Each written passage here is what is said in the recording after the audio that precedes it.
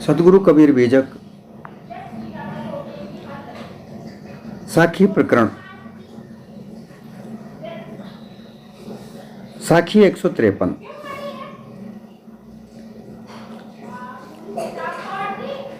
जाना नहीं बूझा नहीं समझ किया नहीं गौन, अंधे को अंधा मिला राह बतावे कौन।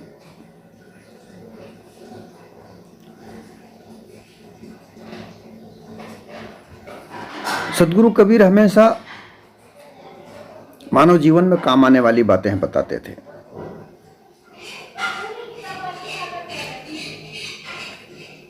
जो जीवन में काम नहीं आए वो बातें वो बताते ही नहीं थे। हर उनकी बात,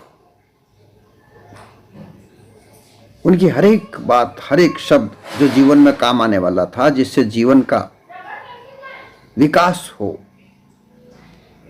वही बात वो कहते थे।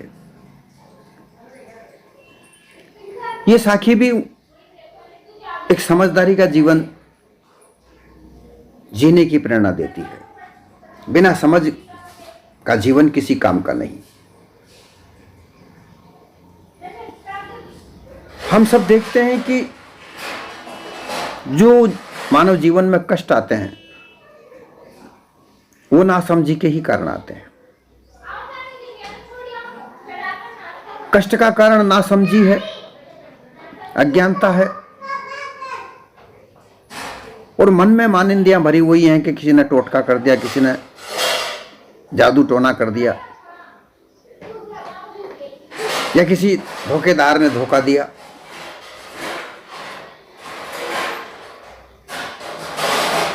और फिर उस धोखे को मिटाने के लिए किसी व्यक्ति पर शंका करके फिर आपसी मतभेद उत्पन्न होता है। और इसी तरीके से जीवन में कई मतभेद उत्पन्न होते हैं। उससे जीवन का जो सरलता का रास्ता होता है वो मिट जाता है और कठिनाइयां ही कठिनाइयां पैदा हो जाती हैं। विभिन्न प्रकार की अड़चनें खड़ी हो जाती हैं।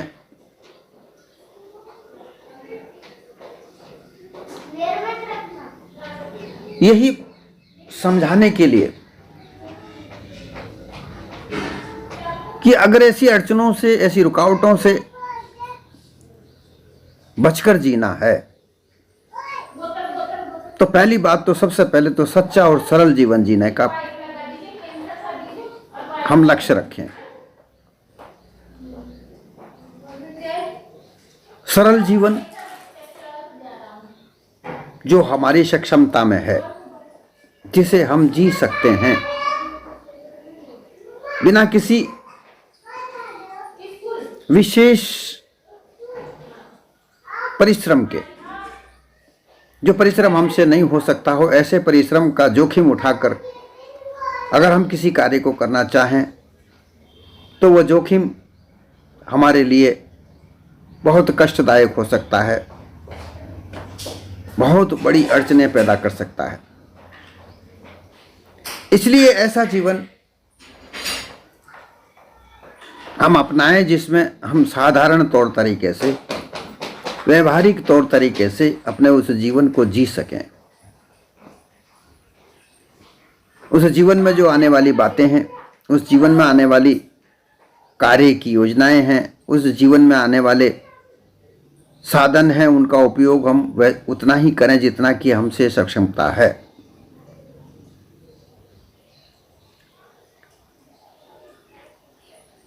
मान लीजिए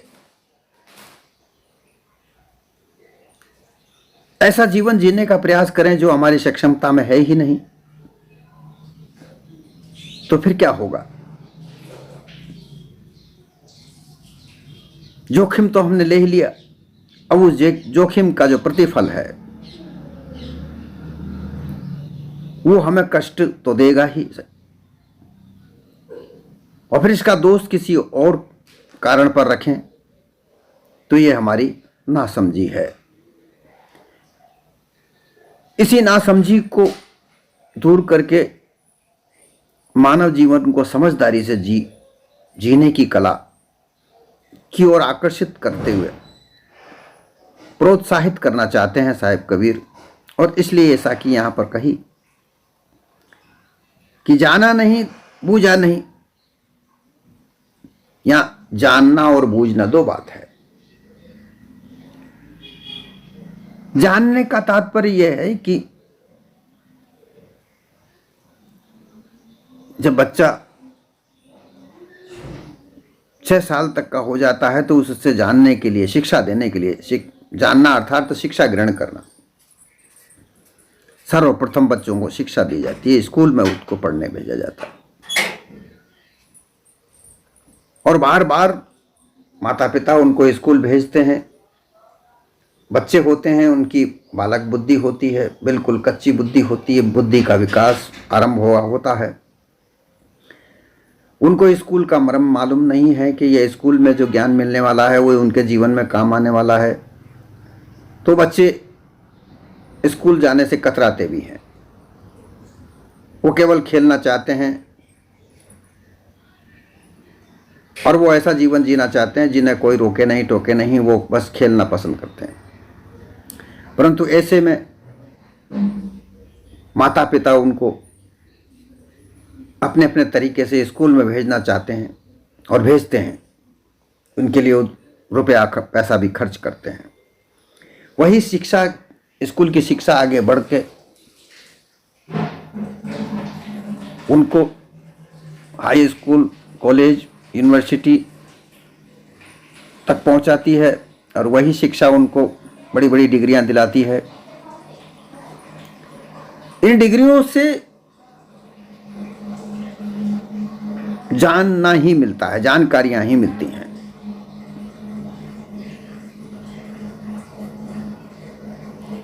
बिना इन जानकारियों के मानव इस संसार में कुछ कर ही नहीं सकता। करने का मतलब है कि वो साधन नहीं जुटा पाता जिससे उसका जीवन आगे बढ़े। अब मानव जीवन के जो आगे बढ़ने के साधन हैं, मानव जीवन को बरकरार रखने के लिए साधन है। आगे बढ़ने की तो बात दूर है। इस मानव जीवन को बरकरार रखने के लिए जब तक ये देह मिली है, जब तक ये देह है, तब तक इसको सुरक्षित समुचित रूप से रखने के लिए भी साधन की आवश्यकता है। और वो साधन है रोटी, कपड़ा और मकान। ये रोटी, कपड़ा, रोटी शरीर में भूख लगती है, उस भूख को मिटाने के लिए। कपड़ा इस तन को ढकने के लिए। और मकान विश्राम करने के लिए, निवास स्थान बनाने के लिए। ये मूलभूत रूप से अपने अपने स्तर पर नीचा से नीचा, ऊंचा से ऊंचा होता है। तो पहले तो इनको जाने और इनको जानने के लिए बूझा नहीं। जो शिक्षक होते हैं उनसे बारंबार पूछा जाता है, उनसे जानकारी ली जाती है, उनसे दिशा निर्देश लिए जाते हैं। ये बूझना है, जानना। जानना जानकारी में नहीं है, उसे प्राप्त करना। तो जो शिक्षक होते हैं उन शिक्षकों से बार बार, कई बार लगातार संपर्क रख के जो जानकारी हमारे समझ से परे है, जो हमारे समझ में नहीं है, जो हमारे समझ में नहीं आ रही है, उन जानकारियों को हासिल करके और उसको पूरी तरीके से समझ जाना, यही समझ बनती है। और उस समझ जाने के बाद में ही किसी भी रास्ते पर चलना होता है, अर्थात धन कमाने के रास्ते पर। सर्वप्रथम तो धन कमाने का रास्ता ही आता है, उसके बाद अलग बात है। अब धन कमाने के रास्ते इन शिक्षाओं के आधार पर कई प्रकार के मिलते हैं। कोई व्यवसायी बनता है, कोई डॉक्टर बनता है, कोई इंजीनियर बनता है, कोई न्यायाधीश बनता है, कोई सुरक्षा कर्मी बनता है। ऐसे हजारों प्रकार के रास्ते इन शिक्षाओं पर, इन जान समझ से मिलता है, इस समझदारी से मिलता है।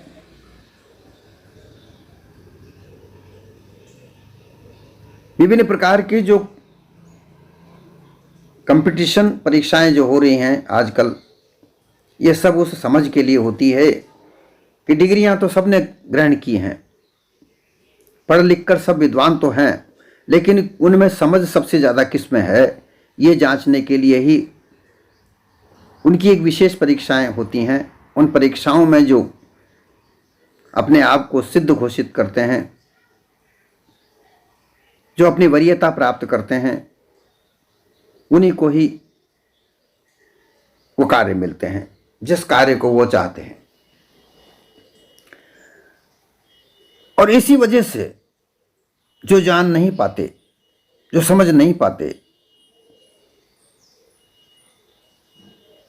उनके स्तर दर स्तर नीचे से नीचे होते चले जाते हैं। और कई कई लोग तो डिग्रियां हासिल करने के बाद भी मन में तो बहुत इच्छा होती है कि वह कार्य करूं, वह कार्य करूं, परंतु उस कार्य को वो प्राप्त नहीं कर पाते, क्योंकि वो समझ नहीं सके। जब पढ़ने का, शिक्षा ग्रहण करने का समय होता है, तब तो वो उन्होंने झूठ मूठ की नेतागिरी, क्योंकि आजकल तो छात्रों के नेता भी हो गए ना, छात्रों में, कॉलेजों में, इनमें नेता भी बन गए। आजकल तो झूठी नेतागिरी भी चल गई है। उन झूठी नेतागिरी में वो समय बर्बाद करते हैं और फिर ऊंचा से ऊंचा पद प्राप्त करने के लिए तिकड़म लगाते हैं, छल कपट पाखंड करते हैं, विभिन्न प्रकार के षड्यंत्रों का सहारा लेते हैं, परंतु मूल रूप से उस जीवन का सच्चा लक्ष्य वो नहीं प्राप्त कर सकते। वो समझदारी वो नहीं प्राप्त कर सके जिससे समझदारी से उनका जीवन आगे बढ़े। कहीं ना कहीं कष्ट उनमें आता है और जितना बड़ा उनका पद होता है उतना ही बड़ा कष्ट उन पर आकर पड़ता है और एक दिन वो ऐसे गिरते हैं कि फिर उनका संभलना मुश्किल हो जाता है। ये हम देख रहे हैं, प्रत्यक्ष में देख रहे हैं। यहाँ पर जो भी बात होती है, साहब कबीर ने वही बातें कही हैं जो जीवन में कही। जो जिस रास्ते को चुनता है वो उसी रास्ते का संकट उस पर आके पड़ता है। ये दो लाइन का अर्थ यहां पर इस प्रकार से सदगुरु कबीर कहते हैं कि इस मानव जीवन में आकर मानव रहस्य को नहीं समझ पाए, क्योंकि मानव जीवन सर्वश्रेष्ठ बताया गया है। मानव तन सर्वश्रेष्ठ है, तो इस मानव का जो जीवन है वो अति श्रेष्ठ है। क्योंकि अगर मानवता से, अगर इस मानव तन में नहीं रहे, मानवता के गुणों को धारण नहीं किया गया, तो फिर पशु के अलावा वो कुछ नहीं है। फिर चाहे वो कितना ही बड़ा ज्ञानी हो, कितना ही बड़ा बाहुबली हो, कितना ही बड़ा तर्कशास्त्री हो, कितना ही बड़ा उसके पास धन का बल हो, कितना ही बड़ा उसके पास परिवार का बल हो, उसके पास मानव सद्गुणों का धारण करना आवश्यक है। अगर उसके पास मानव सद्गुण नहीं है, मानवता उसके पास नहीं है, तो फिर वो पशु के अलावा और कुछ भी नहीं है। मूल रूप से जानने का, समझने का, बूझने का ये अर्थ है कि जब मानव देह में हम आ गए हैं, ये मानव देह हमें उत्तमता मिली है, तो चाहे बहुत बड़ा शिक्षा ग्रहण करके विद्वान बन जाए, शुरू से ही वह पैसे वाला परिवार का हो, धनाढ़ परिवार में हो, बाहुबली हो जिसमें शारीरिक बल हो, तर्कशास्त्री हो, परंतु अगर उसके अंदर मानवता का आधार नहीं है तो पशु के अलावा और कुछ नहीं है। इसके अलावा और कुछ उसे कहा ही नहीं जा सकता, क्योंकि पशुओं में भी तो है बड़े से बड़े बलवान हैं। पशुओं में शेर होता है सबसे बाहुबली, सबसे बड़ा शेर, जो शेर है उसके बल के अलावा और कुछ है नहीं। हाथी महाबली है, ऐसे बहुत बड़े बड़े जानवर महाबली हैं, उनकी शक्तियां इतनी बड़ी बड़ी हैं कि पूछो मत, कहीं नहीं जा सकती, परंतु वह पशु के अलावा कुछ नहीं है। तो यहां यह तात्पर्य होता है कि जिसने मानव सद्गुणों को धारण नहीं किया वो पशु के अलावा और कुछ हो ही नहीं सकता। पशु गुणों में मानव गुण नहीं है, मानवता नहीं है,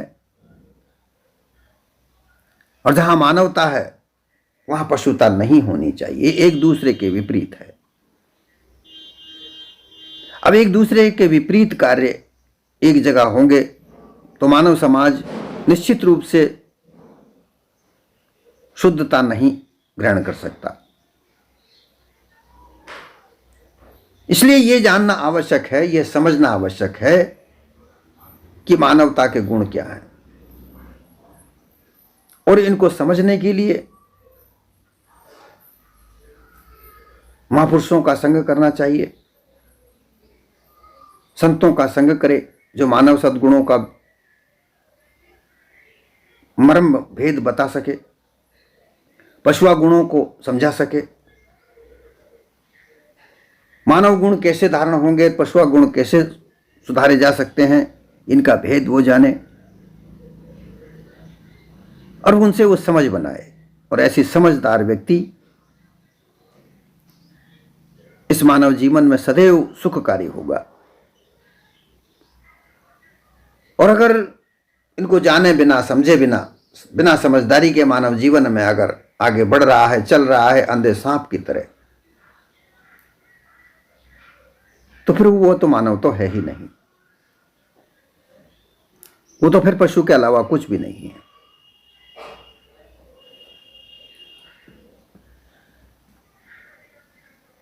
पशु ताकि कर्म कहीं भी हम देख सकते हैं, वो कहीं भी कोई सी भी जगह हो वो हम वहां देख सकते हैं जहां पर लोभ और लालच है। जहां लोभ लालच की अति है वहां पशुता देखने को मिल सकती है। चाहे वो सफेद पोष हो, चाहे काला पोष हो, चाहे वो गेरुआ पोष हो, चाहे हरा पीला लाल कैसा भी हो। विभिन्न प्रकार के कपड़े लोग पहनते हैं, साफ सुथरा पहनते हैं, महंगे से महंगे कपड़े पहनते हैं, परंतु अगर उनमें मानव गुण नहीं है तो पशु के अलावा और कुछ नहीं है।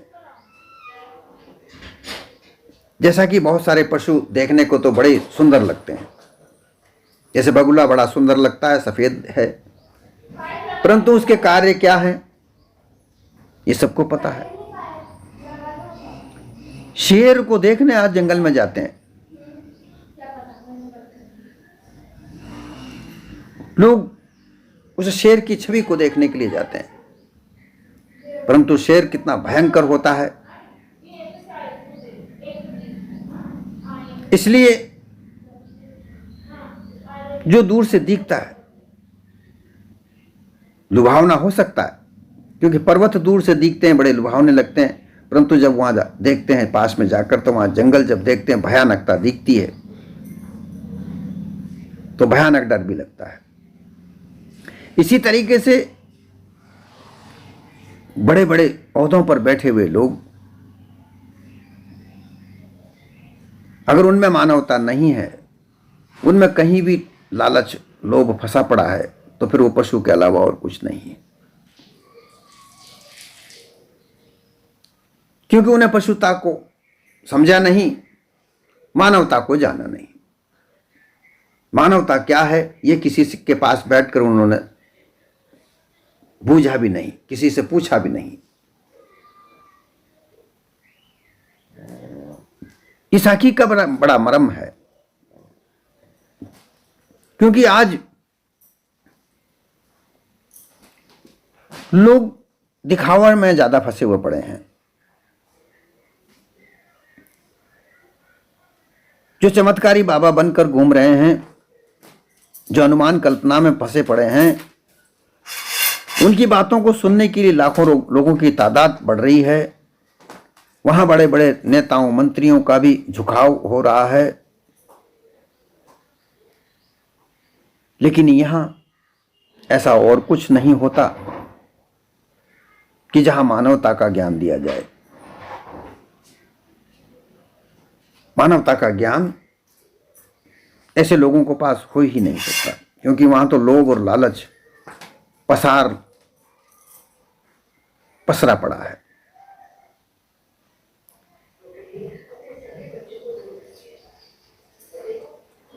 अंधे को अंधा मिला, राह बतावे कौन। अब स्थिति यह आती है कि अगर मानव तन में आकर ये मानव जीवन में अगर अंधा है, क्योंकि यहां अंधा इसलिए आंखें हैं, देख रहा है, लेकिन आंखों के अलावा जो उसकी समझदारी की आंख है वो अगर खुली ही नहीं तो वो भी अंधा ही है। जिसके पास समझ नहीं बनी, जिसने उस भेद को नहीं जाना, बड़ी बड़ी डिग्रियां लेने के बाद भी मानवता के गुणों को नहीं जाना, पशुओं के गुणों को नहीं जाना, उनको समझा नहीं, उनको परखा नहीं, केवल अपनी डिग्रियों के आधार पर ही अपने आप को बड़ा विद्वान घोषित करने लगा, अपने आप को बड़ा बहुत नेता समझने लगा, अपने आप को बहुत बड़ा सामाजिक कार्यकर्ता समझने लगा, अपने आप को बड़ा धार्मिक गुरु बनाने लगा, तो वो अंधा ही है। उसमें लोभ और लालच की दोनों की जो आंखें हैं वो तो खुली हैं, लेकिन समझदारी की आंखें बंद हो रही हैं, वो फूटी हुई हैं।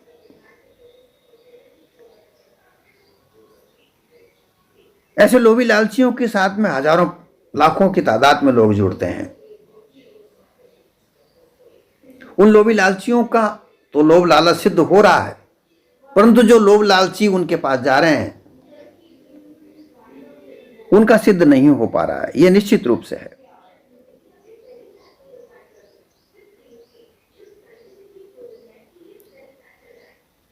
तो जो वहां पर अंधे के पास जो अंधे जा रहे हैं, अर्थात जो वो राह बताने की घोषणा करता है कि मैं तुम्हें राह बताऊंगा, मैं तुम्हें समस्त परेशानियों से दूर करूंगा, सारी अर्चनाओं से मैं तुम्हें दूर करूंगा, ऐसा जो बताने वाला है वो भी अंधा है, क्योंकि उसे भी मानवता के गुणों को समझ नहीं है। और जो वहां जा रहे हैं अपनी समस्याओं को दूर करने के लिए, वो भी तो अंधे हैं, क्योंकि वो अपनी समस्याओं का आधार नहीं समझ पा रहे, उनका कारण वो नहीं समझ पा रहे, जो कि उनके पास ही है। वो समझदारी तो उनके पास ही है, परंतु वो प्राप्त नहीं कर पाए, क्योंकि वहां जो उनका वातावरण बना हुआ है वो सब लोभ और लालच का बना पड़ा है। और ऐसे लोभी लालचियों के साथ ही जाएंगे। तो साहब यहां कह रहे हैं कि अंधे को अंधा मिला, धन कमाने की लालसा में वो दोनों अंधे पड़े हैं। धन वो रास्ता बताने वाला भी चाहता है और धन वो रास्ता मांगने वाला भी चाहता है। केवल धन की ही तो लड़ाई है। मन चाहा धन, और मन चाहा धन कितना, इसका कोई पारावार नहीं कि कितना चाहिए। लाख कमाएगा, लाख मिल गए तो करोड़ कमाने की इच्छा रखता है, करोड़ कमा लेगा तो अरब कमाने की इच्छा रखता है। ऐसे धन की इच्छा बढ़ती से बढ़ती चली जाती है, परंतु कम नहीं होता। और उसमें इसी तरीके से उस धनों को जितना धन कमाने की होती, उसमें प्रपंच की कमी नहीं आती। प्रपंच दर प्रपंच, षड्यंत्र धर षड्यंत्र वो रचते जाते हैं। ऐसे षड्यंत्रों में, ऐसे प्रपंचों में अगर मान हानि या जान हानि किसी की होती हो तो उन्हें कुछ परवाह नहीं, परंतु उनकी जान हानि, उनकी मान हानि नहीं होनी चाहिए। बस उनके अंदर एक ही लक्ष्य होता है बस वो इसी को आधार मानकर अंधे के साथ अंधे मिलकर वो चलते जाते हैं।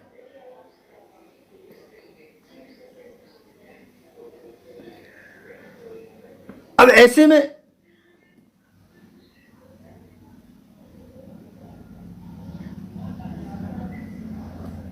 रास्ता मिले तो कैसे मिले?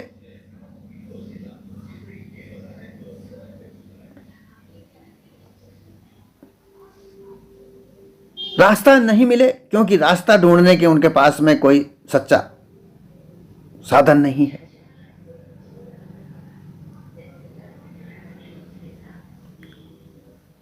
उतते अंधा आ वहीं इतते अंधा जाए, अंधे को अंधा मिला कौन बतावे रहा। उधर तो अंधे ने अपना प्रचार प्रसार करके अपने आप को यह घोषित किया कि मैं तुम्हारी सारी समस्याओं को दूर कर दूंगा। जैसा कि आजकल बागेश्वर धाम के एक बाबा का चल रहा है, वो अपने आप को बागेश्वर धाम हनुमान का भक्त बनाता है और उनके पास कहता है कि हनुमान की कृपा वो कहते हैं जब हो जाती है, हनुमान से वो कहते हैं जो ही होता है। और ऐसे में लोग इधर से अंधे, ये भी अंधे हैं क्योंकि इन्हें उन समस्याओं का मार्ग नहीं मिल रहा है, तो उस अंधे के पास जा रहे हैं।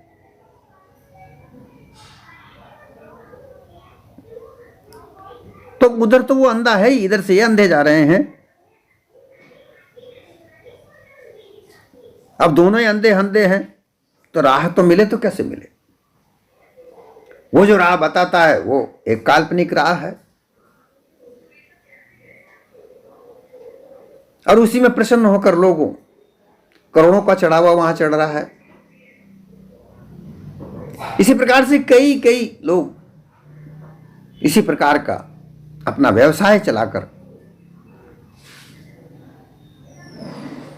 अंधे लोगों को रास्ता बताने का धंधा बना रहे हैं।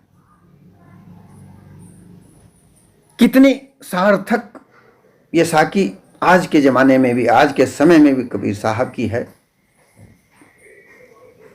कि लोगों का अंधापना कितना धर्मांधता में, आस्था की अंधता में डालकर मानव जीवन को ही अंधा बना रहा है। और फिर उसमें उन्मत्तता कितनी फैल रही है, उन्माद कितना फैल रहा है, विरोध कितना फैल रहा है, यह उनको किसी प्रकार की चिंता नहीं है।